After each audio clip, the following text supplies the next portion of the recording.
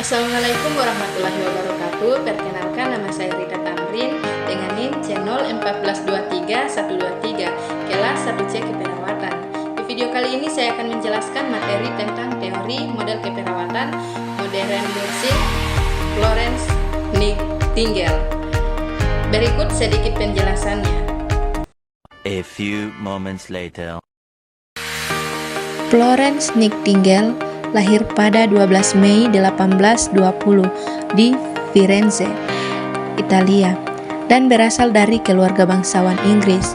Meskipun diharapkan untuk mengikuti kehidupan sosial kelas atas, Nightingale memilih jalur perawatan dan memimpin transportasi besar dalam praktik keperawatan. Selama Perang Krimi 1853 sampai dengan 1856, Nightingale memimpin sekelompok perawat di rumah sakit militer di Scutari, Turki, dan menerapkan prinsip-prinsip kebersihan dan manajemen lingkungan yang membentuk dasar praktik keperawatan modern. Berikut dampak kontribusi Florence Nightingale terhadap profesionalisme keperawatan. Teori keperawatan yang diasosiasikan dengan Florence Nightingale adalah teori lingkungan. Teorinya menekankan peran lingkungan dalam pemulihan pasien. Menurut Nightingale, lingkungan yang bersih dan terorganisir memiliki dampak positif terhadap kesembuhan. Konsep dan sanitasi yang diusungnya menjadi landasan teori keperawatan ini. Florence Nightingale menekankan pentingnya lingkungan yang bersih dan terorganisir dalam proses penyembuhan. Konsep ini memberikan landasan untuk praktik keperawatan modern yang memperhatikan faktor-faktor lingkungan yang dapat mempengaruhi kesehatan pasien seperti kontrol infeksi, keamanan pasien, dan pemenuhan kebutuhan dasar. Berikut tantangan dan peluang dalam mengadopsi konsep-konsep Nightingale dalam praktik keperawatan modern. Mengadopsi konsep-konsep Florence Nightingale dalam praktik keperawatan modern membawa tantangan dan peluang yang perlu diperhatikan oleh para perawat dan pemangku kepentingan dalam industri kesehatan. Berikut adalah beberapa tantangan dan peluang yang dapat muncul. Yang pertama yaitu tantangan. Tantangan terbagi atas 3. Yang pertama, kompleksitas sistem kesehatan modern.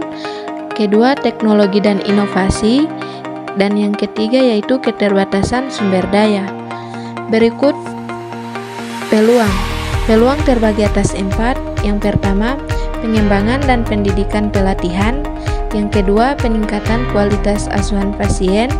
Dan yang ketiga, pengembangan model keperawatan pasien berpusat. Dan yang terakhir yaitu advokasi untuk perubahan sistemik. Ada juga kelebihan dan kekurangan teori. Yang pertama, kelebihan. Teori menyediakan suatu kerangka kerja konseptual yang memungkinkan pemahaman yang lebih mendalam terhadap suatu fenomena atau topik tertentu.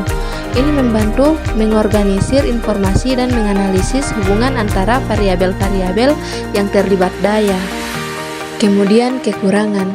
Teori mungkin tidak selalu mencerminkan realitas yang terjadi di lapangan.